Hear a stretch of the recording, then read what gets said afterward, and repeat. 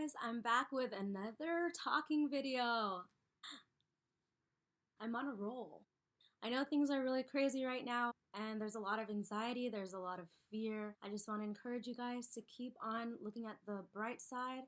In the words of Stephen Furtick, feed your faith, not your fear. No, I think it was don't feed your fear and then ask. No, I think it was don't feed your fear and then ask God to fuel your faith. I don't know. It was something like that, you guys. So today I want to tell you guys another story. I'm going to be talking about how the Lord used the Nintendo Switch to teach me about his timing and his provision. Just a warning, it's probably going to sound like a bunch of nonsense for the first half of this video, but I promise it's all going to come together at the end. I'll start off with my story. This story contains two stories in one. Starting with mine, I've wanted a Nintendo Switch for years, probably since it came out, but there are two things. One, I actually thought the Nintendo Switch was kind of ugly, like I'm just being honest. I did not like the red and blue aesthetic. It's just not my favorite. I couldn't decide for years, but do I get a PS4 or a Nintendo Switch? But I finally got the Nintendo Switch this year because, as some of you know, in January or early February, I can't remember, they announced the coveted Animal Crossing Switch. Oh, but Animal Crossing Switch. Hey, you can see me in the screen. Hey, look, it matches my birthday card back there. It's my birthday on Saturday, by the way, just so you know. When I saw the promo for the Animal Crossing Switch, I've never played Animal Crossing, to be honest. Like, I played once for 5 minutes and I couldn't stand it. I'm so sorry if I've offended my many Animal Crossing loving friends. I didn't like it, but I loved the aesthetic of the Nintendo Switch. I was like, that I will play. That I would look at and be very aesthetically pleased every single day and every single moment that I played. I thought about it for a little bit and then I pre-ordered. I found out when I picked up my Nintendo Switch that apparently it had sold out within the first 2 minutes of pre-ordering, which surprised me because I thought that I had waited before I ordered, but the guy who at least gave me my Switch was like, yeah, it sold out within 2 minutes. I wasn't even able to pre-order. It was so funny because the day that it was released was the day that they announced school closure. So I was like, well, I guess I have my quarantine gift from Jesus. All right, so that is my side of the story. The other story is that this past week, it was my friend's birthday. For like a week or so leading up to her birthday, she was constantly like, I really want a Nintendo Switch. She, on the other hand, literally ordered the Animal Crossing game before even owning a Switch, which, hey, that's faith.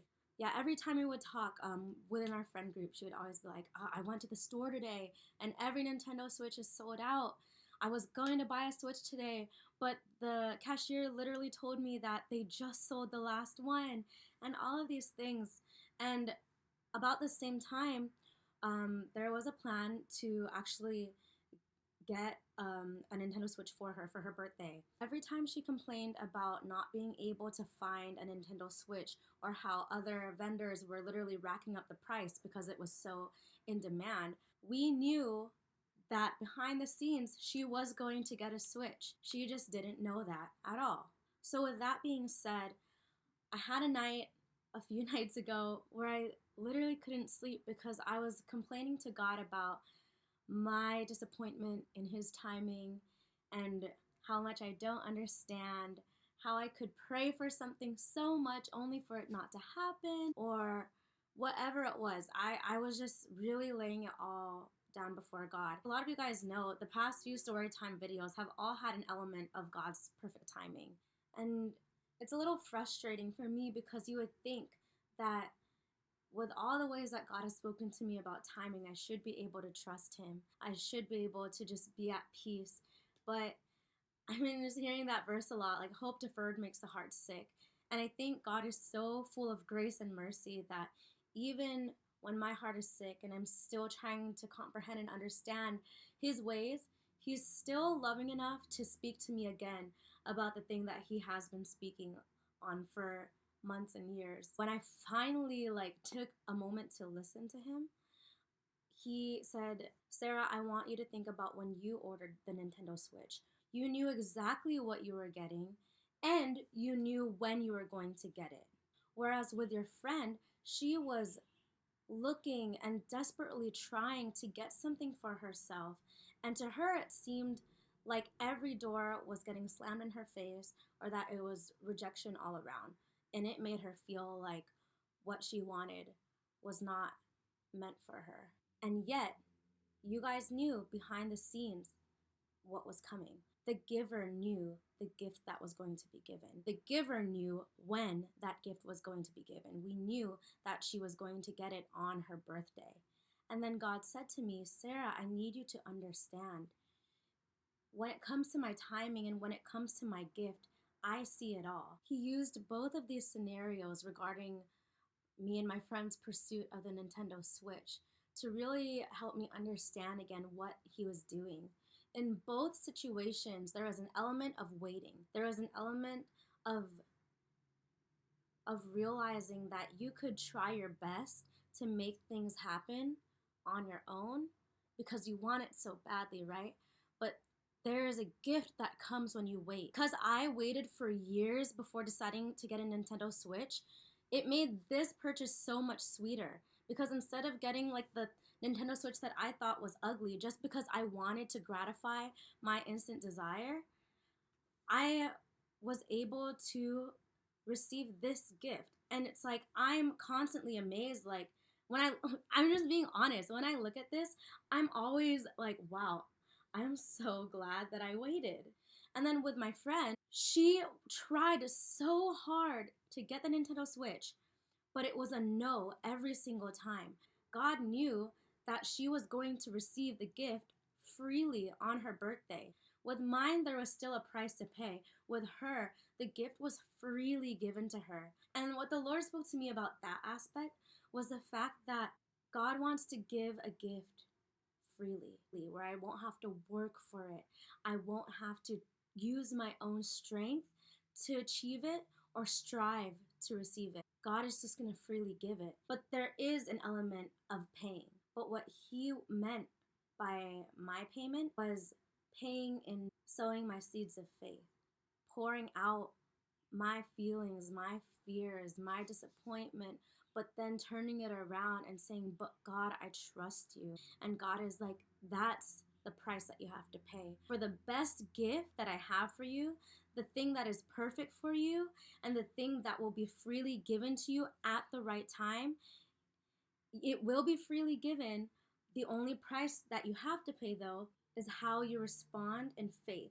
And so just to recap this, I think what I want to say is that if you are believing for a promise to be manifested, if you have been praying for something and God still hasn't come through in the way that you thought, or you still believe that the answer is coming, don't lose hope. Don't lose faith.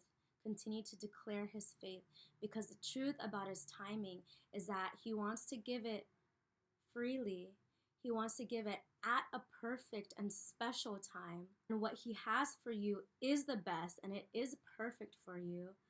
But the only thing that you have to really pay is your time and your trust. And then when the promise comes, when he answers those prayers, you will know that you worked so hard for it, and yet at the same time you will know that it was completely God's doing, because you didn't try to work for it on your own. All you did was pray, worship, thank God for it before you even saw it, and then at the right moment he just came and gave it to you when you least expected it, when you didn't even think it was coming anymore. And that's the way God works. And I've seen that the reason why he works that way is because he waits until we're ready to receive the gift. He waits to see if we're content with what we have first. What I was so amazed with my friend was that even though she was so disappointed for a long time, every time she would talk to us, she was like, it's okay, I'm just playing my Nintendo 3DS. I'm content with what I have.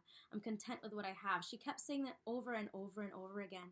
And I do believe that God wants us to get to a place where we are content with what we have, where we're satisfied with what is already in front of us, where we are stewarding well what He has already given us.